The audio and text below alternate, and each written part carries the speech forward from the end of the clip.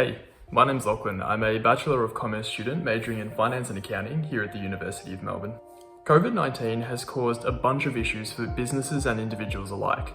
And at the core of this issue is something common to both, and that's the loss of income. We can think of this issue as somewhat of a spiral.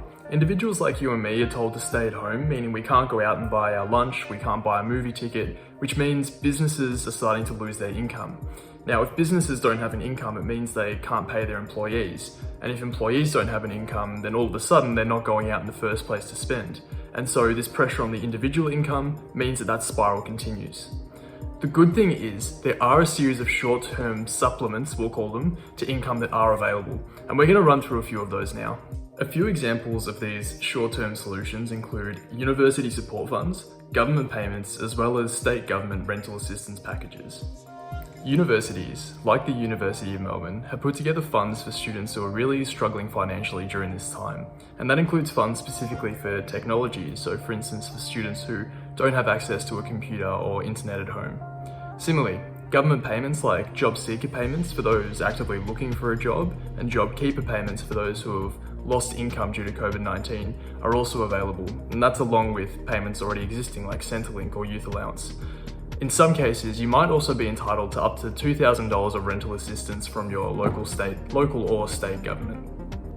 While these payments and these funds are working towards reversing that spiral that we spoke about, we need to remember that they are short-term. The payments and the funds, they're not going to last forever, but the implications of COVID-19 are more than likely going to linger.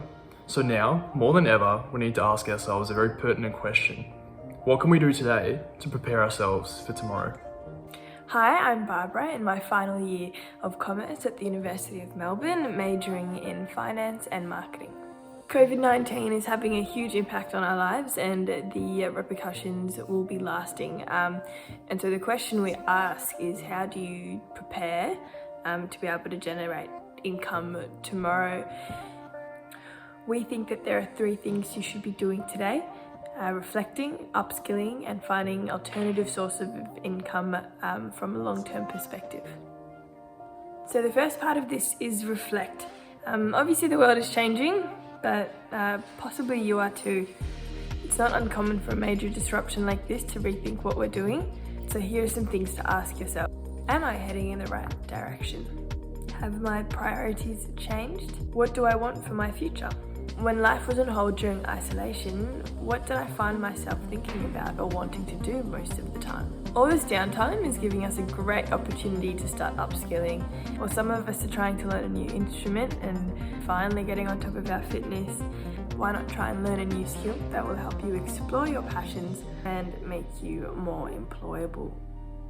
Here are a few examples. The University of Melbourne is offering a host of resources and sessions to help sharpen up your career skills. Melbourne's community hub has a bunch of resources providing inspiration as well as financial advice. Definitely do your research. There's a host of resources available out there.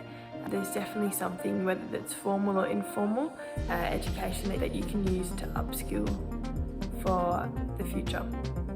And the other point to make is that income is not necessarily restricted to a job. Who says you can only have one source of income?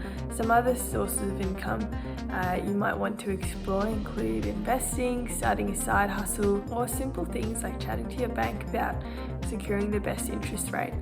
By thinking about these steps, hopefully it will help you to get right on track for the world in a post-COVID economy. All the best, and please reach out with any questions.